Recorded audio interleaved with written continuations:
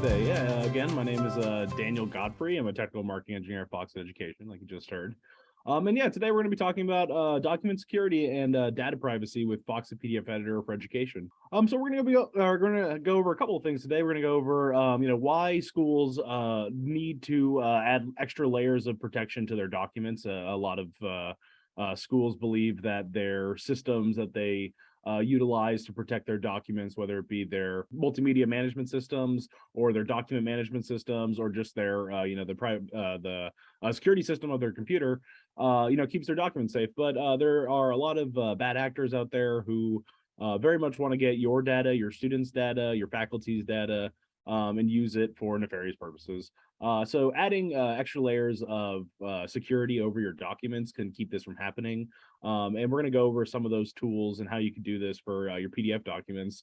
And we're going to go over that with, we're going to also do a small demo that shows you how Foxit PDF Editor can protect your documents and very quickly and very easily without much, training or, prior knowledge in cybersecurity or anything like that. So let's get started. Yeah, so again, the agenda today, first we're going to do a little introduction, talk about, the importance of data privacy and cybersecurity in general. We're also going to go over our secure software development cycle that's internally at Foxit, and how we develop our software in a way that ensures not only are we creating safe software, but we're creating it in a safe way. And we're following guidelines that are for the best practices of the cybersecurity. Also going to go over our compliances and security certifications, just the certifications that we get that prove that we are following guidelines to the key, to make sure that every possible cyber threat is found, penetration testing, things like that are guaranteed to be done. So yeah, we're also going to go over document protection. So the ways in which you can protect your documents through password protections, user-based restrictions, and batch encryptions. And then we're also going to go over sensitive data protection. So this is data that needs to be removed from documents through redaction. We're going to go over a couple different ways in which we can redact our documents. One of which uses AI to do it for you and saves a lot of time. And yeah, finally, we're going to show you how these tools work in Foxit PDF Editor for a little demo. But yeah, so introduction again, Daniel Godfrey, technical marketing engineer. I work with schools and IT managers directly to deploy our software into their schools, into their systems, get their document workflows integrated into our software. We also provide training on Foxit PDF Editor. So for all schools that are customers, we offer training sessions for them to create their own agenda, create their own syllabus for the training, and give their teachers or administrators or students, if they'd like, the best tools and the best knowledge around the advanced tools that Foxit PDF Editor provides. Great question. What brought you all here is why do schools need greater document security? This is a very important question, especially in the past 10, 15 years. Educational institutions have been carry many documents with private information, students from students, faculty, and that makes them targets for data mining thieves. So schools have been attacked recently with major ransomware attacks that have crippled their systems and held their private information hostage for a payout. So this has happened to medical universities, large university systems. A lot of them have been attacked this way, and their systems, when they're breached this way, their documents that have not been encrypted become entirely viewable by the hackers that are trying to use these documents to either sell the private information, or again ransom them back to you. So a lot of this could possibly be avoided if you add extra layers of security to your documents, because breaching a system with a stolen password can be pretty easy. But breaking AES 25/6-bit or 256-bit encryptions is not as easy. So these extra layers of protections will protect you in your private information. Also, in schools, documents with sensitive information are often shared with multiple sources, travel through multiple channels, and creating opportunities for unauthorized access. So when you're on campus, there are a lot of different portals that you can access information and private documents. You often might have shared devices where your documents are viewable by other faculty or students. And you might want to create more authorization around that access. So yeah, so our privacy tools and our security tools allow you to kind of work in an environment with a lot of moving parts, a lot of different people using a lot of different computers, which again is very common in education. Again, protecting educational integrity through access controls and watermarking to prevent unauthorized distribution of materials. Another great reason to create security protocol around your documents. Unauthorized redistribution is a major issue in terms of cheating. You have a lot of students will often upload tests or finals or other document-based exams that are that teachers want to create privacy around, make sure their students are receiving this information at the time they're supposed to, and not given early access and allowed to give it an advantage. Another reason is that we comply with legal standards like HIPAA when storing documents or requesting patient signatures.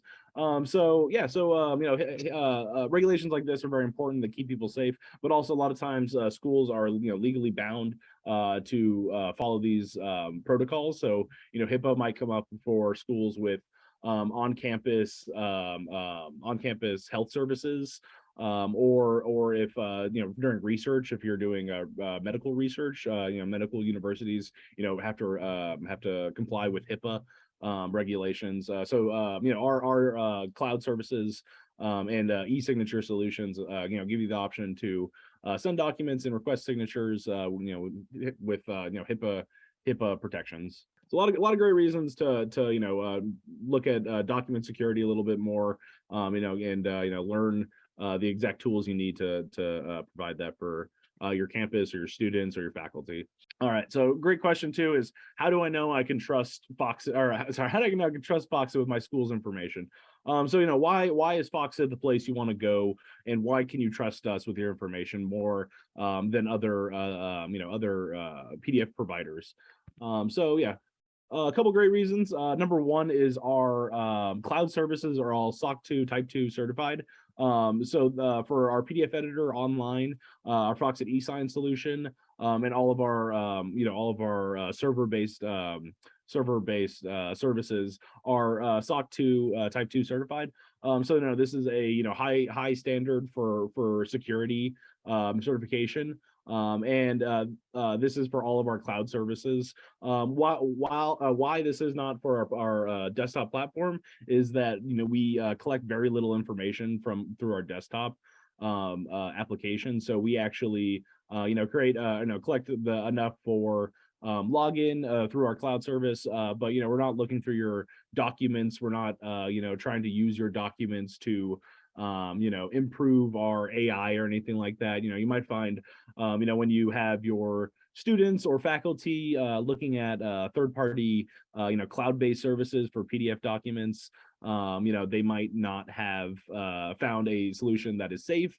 That solution might be taking their data, taking the information from their documents, and using it to improve their AI systems, or maybe even selling it depending on the solution they choose. We don't do that. We protect that information very, very heavily with a lot of different regulations. We also completed an EDUCAUSE HECPAT survey this year. This year. And that is available upon request. So this is a survey that goes over a myriad of different security and software development processes and policies, and make sure that Foxit is developing their software in a safe and secure way with trained professionals and engineers. That is something we can provide to schools upon request. Our eSign enterprise customers receive HIPAA protections for signed documents. So, if you're again, using e-sign, we want to make sure that information is protected. We can, apply those HIPAA protections, which are, some of the highest standards of document or information protection. We are also 21 CFR Part 11 compliance for medical research universities. So, this is more specifically for any medical schools or schools doing any medical research. They're going to need to follow this this policy. We cover it as well. We also follow the recommendations for FERPA, so the Family Education Rights and Privacy Act. So this guarantees the right of privacy for students and student records. So we follow it's an important regulation for schools to follow to make sure that their student records are not being improperly accessed by people who are not authorized. And again, part of that, part of staying up with this regulation is making sure your documents are safe. If they're publicly accessible or even accessible, semi-privately in offices and things like that, you might be violating, some of these protections without even really realizing it. So another great reason to trust Foxit is our internal processes ensure software security. First off, our secure development policies are very, very strong and are followed by all of our engineers and developers. They are trained on secure development practices, and they stay up to date on current cyber threats. So our engineers are highly trained. We have actually a very large engineering team. Makes up actually a big part of our company. So we are very much a product first company. We focus on creating secure, safe products before we worry about marketing, selling, anything of that. We want to make sure we have a product that people can use and that doesn't put them in danger at all, of course. We do regular penetration testing to ensure new threats are not missed. So we're constantly looking at the current the current state of cybersecurity and seeing what new threats are arising and then addressing those through penetration testing and a lot of other forms of testing as well, and have to make sure we're staying up on that. So our cloud infrastructure security, again, our PDF editor collects very minimal user information. We limit it as much as we can, just to to have less points of possible failure for private data. But all the data in rest and in transit is required to be encrypted. So your data while it's moving around is not readable from a man in the middle attack or anything like that. It's going to be encrypted data, so they're not going to be able to access it without breaking encryptions, which is very difficult. Also, our data remains in US-based AWS and Microsoft Azure servers. So we have two servers. One is on the East Coast, one is on the West Coast. Our East Coast one is our main server, and our West Coast one is the backup. So your data is always secure, and if there's outages, it still remains in US-based servers. We just and it also ensures that there's no data loss in case of natural disaster or something large scale like that. We also have great incident response. So breaches are dealt with immediately through specific policies and protocols. We have specific managers that address issues and create internal and external notifications. So you as a user will know if there has been a data breach. They are very, very, very rare, but they do happen. And you will want to know exactly when that happens so you can kind of make decisions for yourself about what you need to do with that.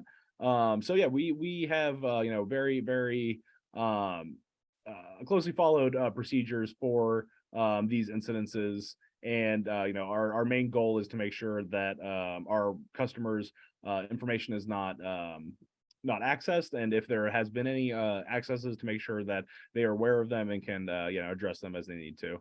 Yeah, again, we also have redundant data backups to protect against data loss. So for outages or disaster, you don't have to worry about your any data you have stored with us being lost or accessed without your permission. All right, so how can schools protect important documents? So this is how exactly do we apply these protections to our documents, and how do we make our students a little bit safer? User-based access restrictions is one way So this is based on Azure identity protections. So you can create access templates that restrict access to documents, specific named users, and easily apply these templates to multiple documents. So this is a template, so you can reuse it over and over again. If you have specific user groups that you are creating access rights for. This is also just a great just regular um, uh, process that you might want to follow to protect most of your documents. Anything that really has private data or private information on it, there is no need to have it accessible to everybody.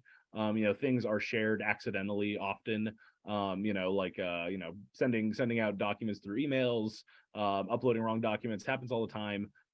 So when you create these extra restrictions, incidences like that, are okay to happen because the person who might receive the document accidentally can't access it, or if it's again man in the middle attack and attacked in transit, it's encrypted, so or it's not encrypted, it's actually it is, but the user who has gained access to this document can actually look at it or print it out or anything like that.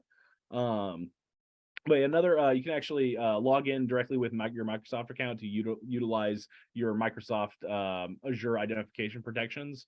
So if your account is already set up with these protections, then you can actually access that directly from your Foxit PDF editor. So it saves you a little bit of time if you've already created templates before.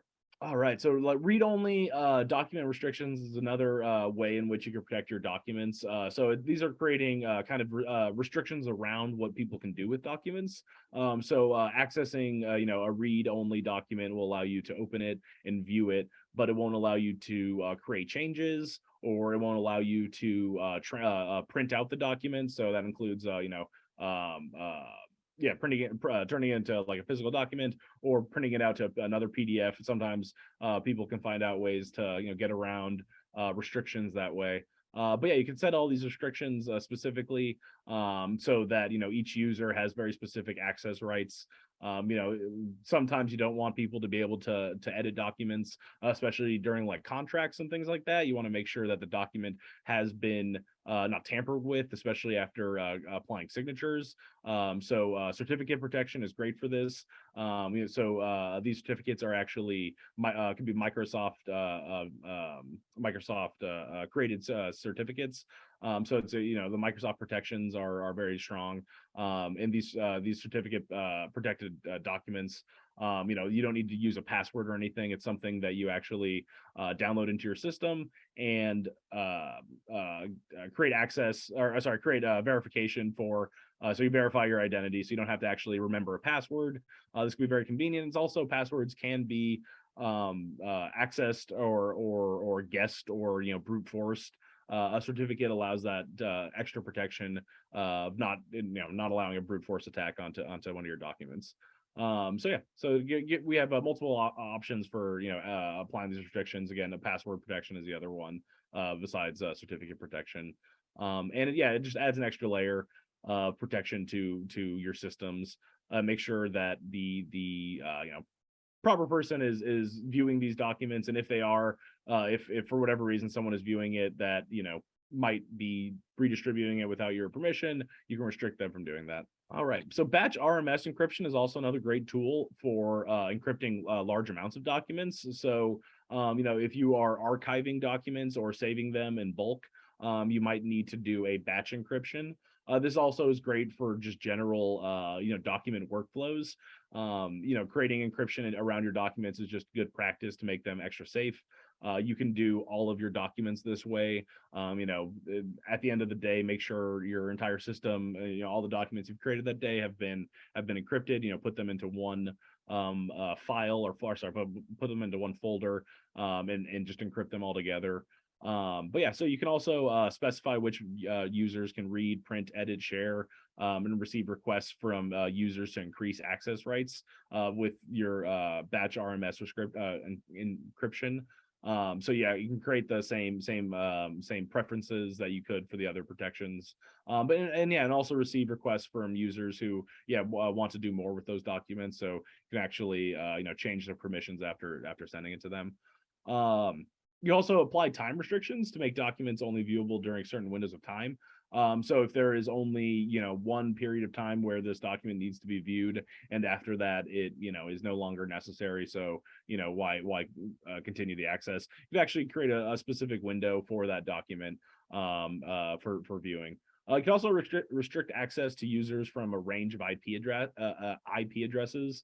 So only users in your campus network can access your documents. This is great for campuses because you have a range of IP addresses that you can restrict it to, so that anyone who is accessing these documents are actually on your campus.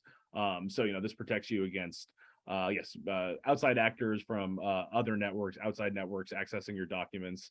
Normally, you can be pretty sure that if someone is within inside your network, that they are at the very least related to the university.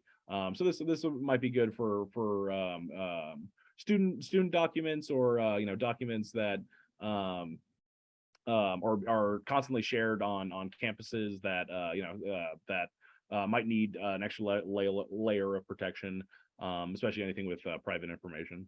All right, creating dynamic watermarks to discourage distribution is also another great way to protect your documents. This is kind of for a specific purpose. Normally, when you are restricting distribution but allowing someone to view your documents, it's a certain layer of trust. A lot of times this comes up with test taking and exam taking. You might provide a final exam in electronic document form, especially now that we are going hybrid with our classes. So we have a lot of classes are online, so exams might not be handed out in paper anymore. They might be a PDF document that you distribute to your class. But you want to make sure that you're as a teacher, that your second class that week doesn't get their hands on the final exam, right?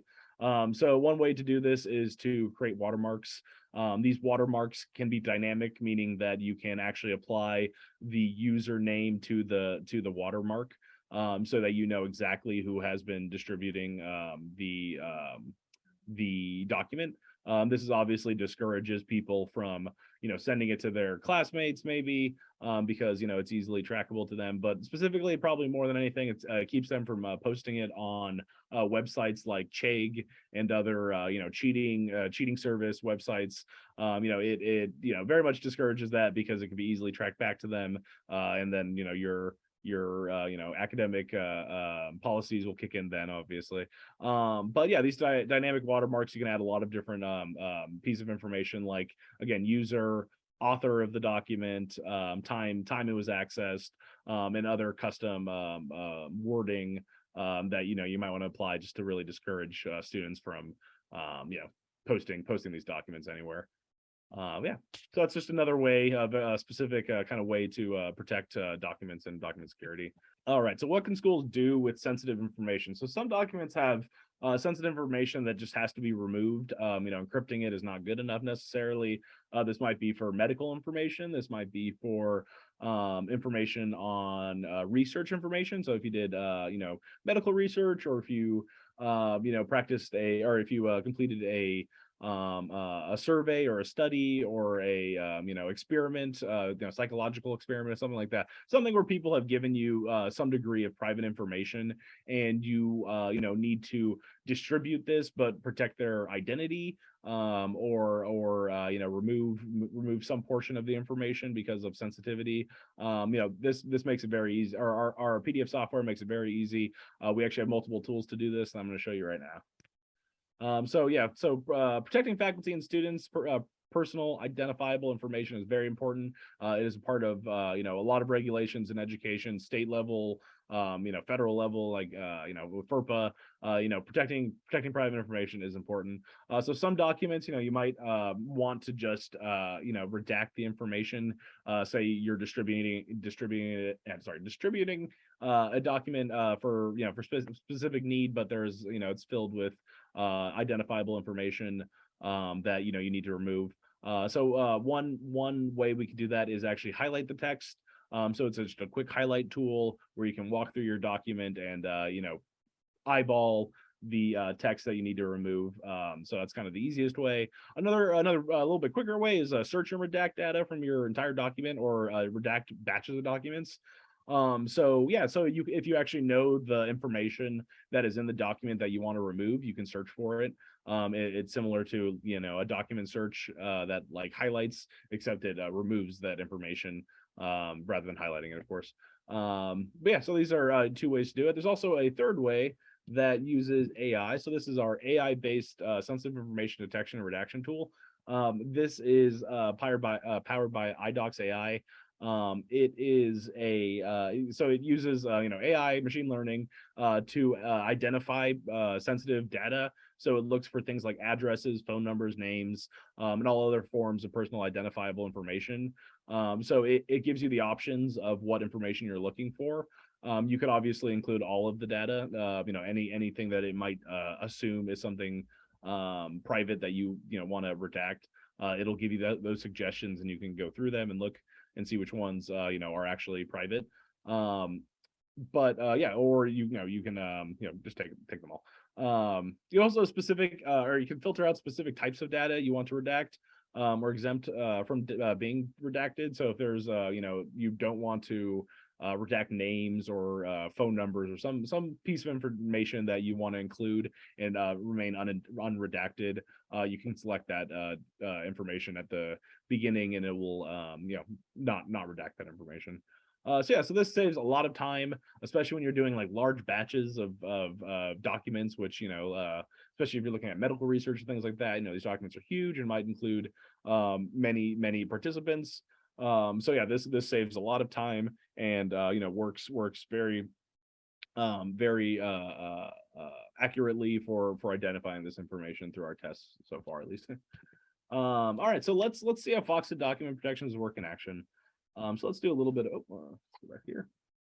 We do a little bit of a demo, kind of a walkthrough of our redaction services and other protection tools. Yeah, so this is our PDF editor for Windows. This is our Pro version, which is what you would get if you purchase Foxit for Education. You automatically get access to not only Foxit PDF editor for Pro for Windows. We also have a license for Mac. You also have a license for PDF editor online and for mobile. So all these are all included into one license for education.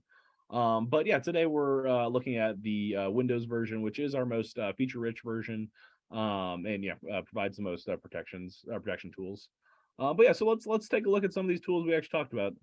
So this is our ribbon that goes has all our tabs. So the tab we're looking at right now is Protect, of course. So here is where we're going to find all of our protection tools. Right here is our redaction tools. Here is our encryption tools and restriction tools, our secure document tools, sensitive data tools, and here's also a sign and certify tool. We're going to go through a couple of these tools right here. So let's start with actually securing your document. So if you're just kind of doing a one-off secure document security, for one specific document, and maybe want to create a specific password and don't want to apply a template, you'd use this tab right here. So you can create a password to protect your document, certificate to protect your document. You can also look at your security policies and your security properties. So password protection is very simple. Gives you a couple of options here. First off is to require a password to open. So this would be to even view the document. You would input a password and confirm your password. So no one who doesn't have trying to open this document, they would immediately be prompted with a request for a password. And if they fail, then it does not open. But if you want to allow them to view the document, but just not have certain restrictions, you can actually apply these specific document restrictions. So we have same process of choosing the password, but you just actually go through specific restrictions. So whether or not you want printing, so you can allow printing or not, or allow changes. So if you want complete any except extracting, commenting. So these are just for if you want to just do like the annotation layer, which is just comments, form filling, things like that. inserting, deleting, if you want to give them larger access, or none if you want to do absolutely none of it. Yeah, and yeah, so you can include a couple other properties, including enabling copying of text and images. So you can actually disable that if you want. So to make sure that no text can be copied over. So that's one way people can actually get around these restrictions is open the document, copy the text, and then put it into some other document. We can actually disable any copying of that data if you want to. You can also set your encryption settings. So if you really are interested in how strong the encryption is, you could do a full 256-bit AES encryption. If you're really into encrypting. But yeah, so it gives you a couple options there as well. Yeah, so it's very similar to how you would do certificate protection as well. So for certificate protection, you actually have to create a certificate. So you can actually import a certificate if you've created one.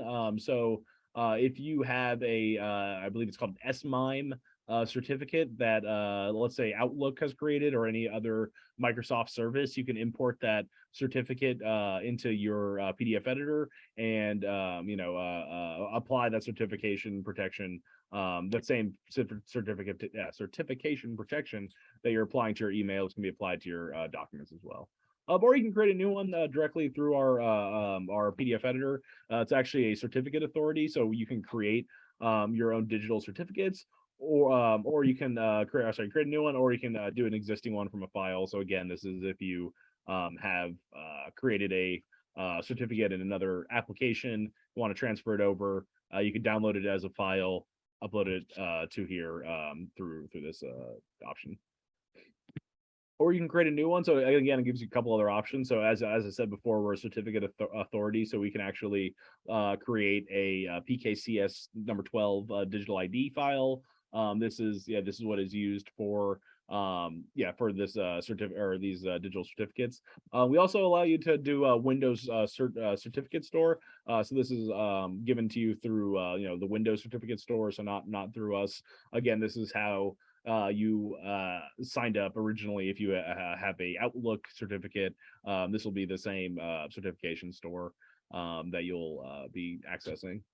But yeah, so you can just create a new one. Then it gives you some information for your certificate. So you apply your name, your organization, email address. So all this information will be used to kind of create a certificate signature, which is your information that verifies who you are. It also gives you options for the encryption algorithm, or key algorithm. So again, you can apply pretty heavy encryption, 2048-bit RSA encryption is if you want, is definitely going to be a pretty high standard for key algorithm. And oh yeah, so you can also use digital ID for digital signatures, data encryption, or both. So yeah, digital signatures is another thing that is great for protecting your documents and ensuring that after a document is signed, that none of the information within the document is changed. So no, this is popular for business contracts, vendor contracts, anything like that, where you want to make sure the terms of service haven't changed after you've applied a signature. So yeah, that's something else you could apply here. Yeah, and then yeah, all you have to do is set a password for this. So all right, so this password will protect your certificate, so not anyone can access it, because obviously if anyone can access your certificate, it wouldn't be very safe, so you need a password to it still. Oh, looks like I have one. Yeah, it's okay. Overwrote that old one. So yeah, so this is my new password certificate, and it's been issued by me just because I'm the user on the account.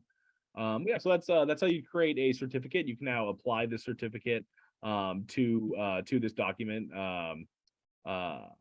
through the certificate protection. I think that one didn't save because I didn't finish it up. But yeah, you would be able to go right here and then apply that certificate same way you did the password protection. Another option for protecting your document is restricting access. So you can actually decide the named users that have access to your documents. So right here is the users that are going to be given read access. So this is someone who will just be allowed to look at the document, but not print it out, copy it, change it, copy the text, anything like that. So this is kind of a limited usage of the document. And then you can also add people if you want full change permissions, though. So basically give them, your level of editing capabilities. You can also do that right here. You can use your address book to upload the email addresses. So these will be the named users of our software.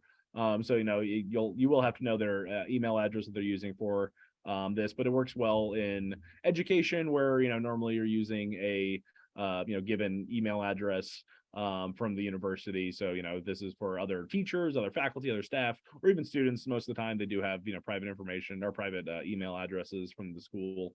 You can apply them here. But yeah, so this will ensure that if someone opens up a document that they have to be signed in with their proper username to do so. So this kind of applies protection on their end where they have to make sure that they're restricting their access to their computer and their username.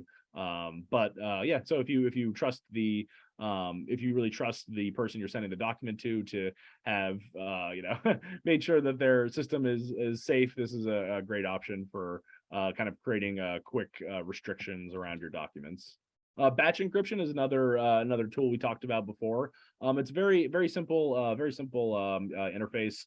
You simply just add files. You can actually add a whole folder if you'd like, or just click through some files that you have, that you want to protect. So let me click some old files. So I can click a group of files and open, and then they will automatically upload.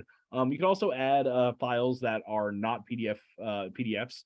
So you can add Word documents, text files, images, anything like that, to also encrypt as well. But yeah, so yeah, once you are right here, you can actually access your encryption template. So these are templates that you've created that have encryption standards already built in. So if you would like to already for all of your documents that you're encrypting have a watermark applied, you can apply that. So right here, that's what this admin template does. It applies a watermark as well as encrypting the document. Now we can view our documents. They should have a watermark saved in there. All right, yeah, perfect. Here is the watermark applied, and that's my username. So it dynamically applied. Before this was just a username variable, but now it's my specific username. And this is every time I open this document, this will show up. So I can't redistribute it. I can't put it online or anything like that. And this doesn't have to be right here. Obviously, if you wanted to, you could just cut off the top of this. You can actually put this username directly under the main bulk of the information to make sure that it's not easily croppable. But yeah, so so that is our batch encryption, so that all three of these documents have now been encrypted as well. We have one more type of certification option that you have, and that is for certifying your signature. So this is for signature fields in a form document. So this is just a regular form document. Right here, we have an option to apply a signature field. So all you have to do is click and drag this over here. So this is actually a signature field for signing now. This is this might or sometimes you might think get confused with signing just a regular flat signature and a certificate back signature. So when you're using a form signature field, it is applying or to sign it, you have to actually apply a certificate signature to it, not just a fill and sign as you might right here, like just applying your signature. This is a non certificate back signature, but a lot of people do use just the regular fill and sign. But for if you're looking for higher protection of your signatures, this certificate signature is what you want to use. So all you have to do is right here, click on the signature field, and you can create, again, it's very similar to how we created the template for applying certificate protections to the whole document. You apply to your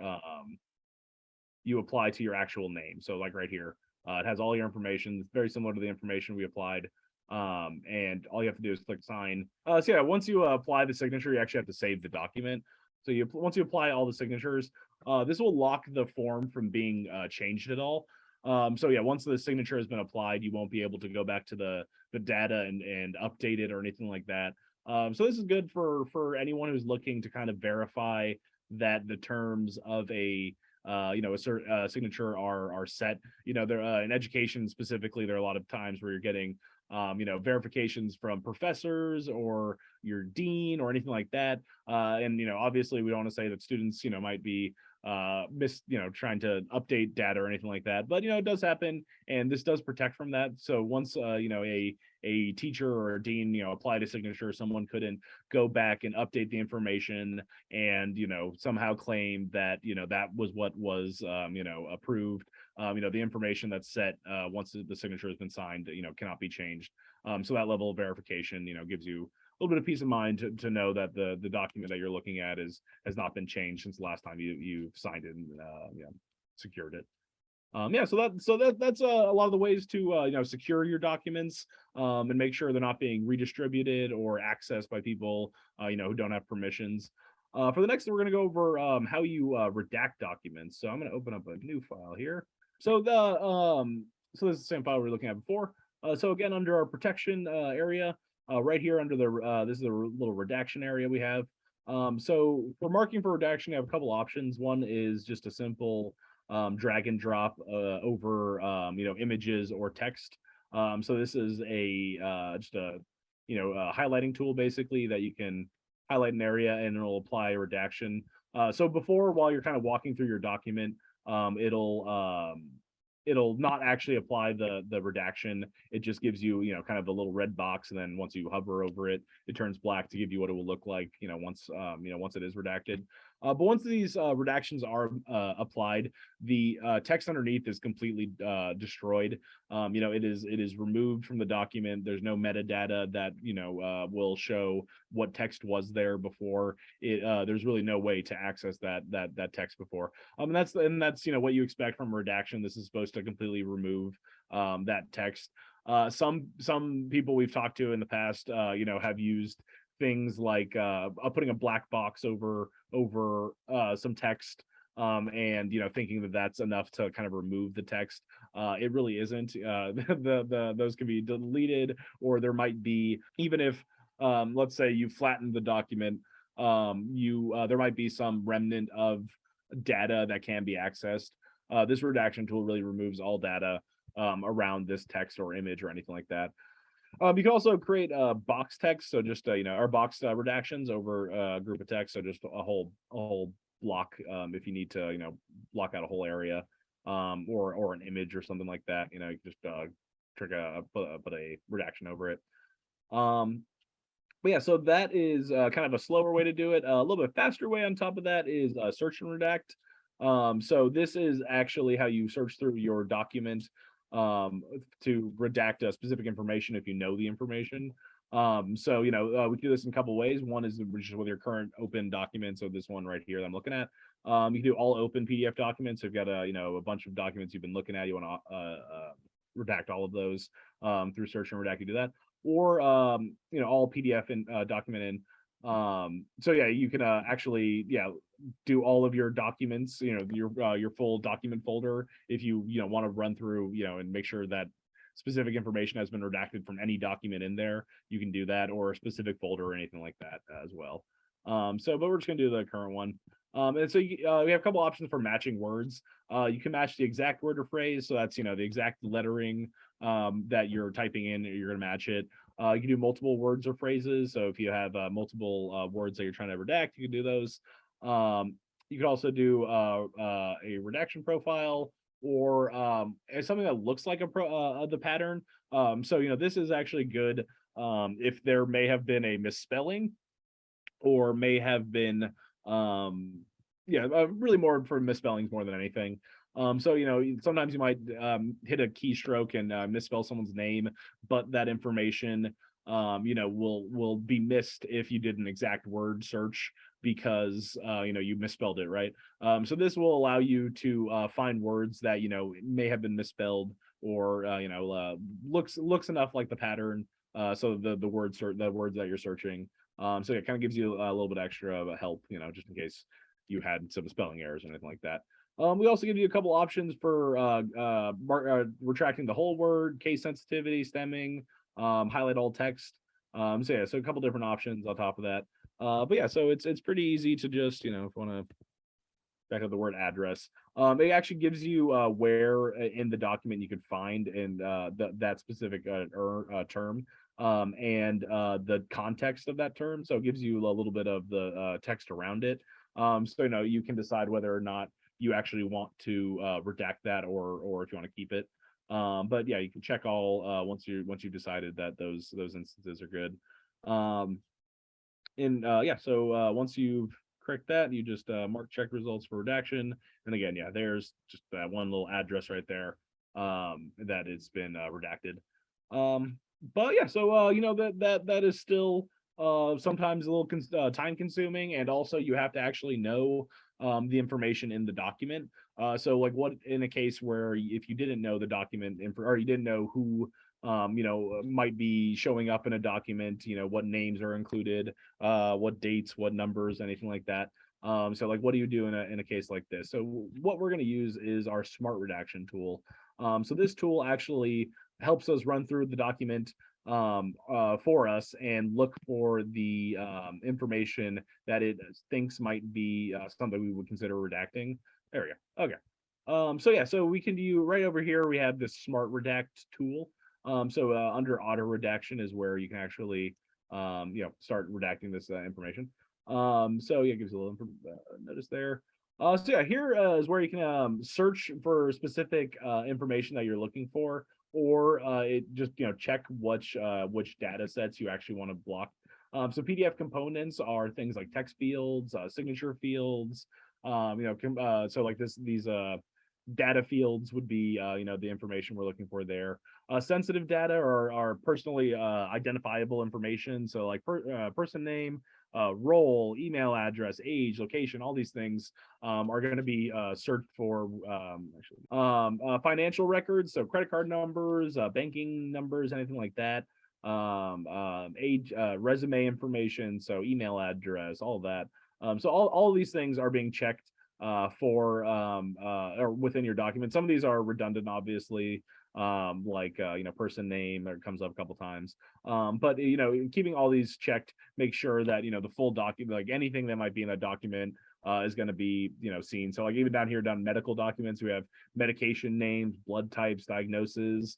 So these are very specific names and medical names, medication names. It's pulling from a pretty big database of sensitive terms that they're gonna check against. So all you have to do is click scan, and it'll just take a second, and it'll go through your document and give you suggestions of information it found. So this is the results. It found 19 possible redaction cases. So right here's our text fields. So these are from our actually input form field. So this is information that someone has filled out and put onto this document. So it also checks for that stuff. So some of these things included was Foxit Inc. That's where we work. PDF and Sign software for education. That's just title of the thing, but it was uppercase, so it may have seen it as a title or something like that that you might want to redact. Here's my personal information, my address, or my job title, my email address, my phone number.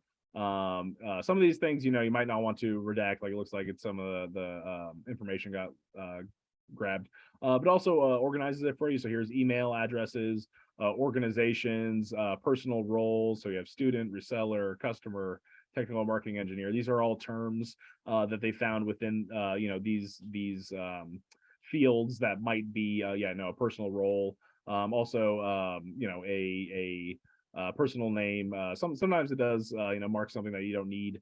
Like this, it was probably the end of a sentence or something like that, or the end of a line. But yeah, I've marked my name multiple times. So yeah, so once you've marked, I can check all if I want, and it'll check all that information. But you can apply those, and then click apply to apply the redactions, and all that information will be deleted entirely from that document. So again, even though it's in a form field, it will entirely black it out and delete the data that's underneath. So again, this data could be sometimes embedded in the document itself, in not viewable ways and hidden ways. It'll remove that data entirely. So even if you were to gain access to this document, you wouldn't be able to actually access that data and see it. Yeah. All right. So yeah, all you have to do is click a piece of information, click apply, and click OK, and I'll run through that data and block it all out. So a little wrap up here. You can reach out to us through our email address, edu@foxit.com, or visit our website, foxit.com/edu. That both of those, you find information on how to contact me personally. Also, I wanted to let you know that we have a couple of specific deals right now. So right now you can actually either purchase a subscription or perpetual licenses, or we're offering a 1-year free cloud and desktop subscription option to all schools and universities that are interested in kind of an extended trial of Foxit, do year-over-year deal for our free PDF editor cloud for their students. But yeah, if you'd like to get more information, please send us email or send us an email, and we can set up a time to talk a little bit more about your network, your current workflow, document workflow, or any other document needs you might have.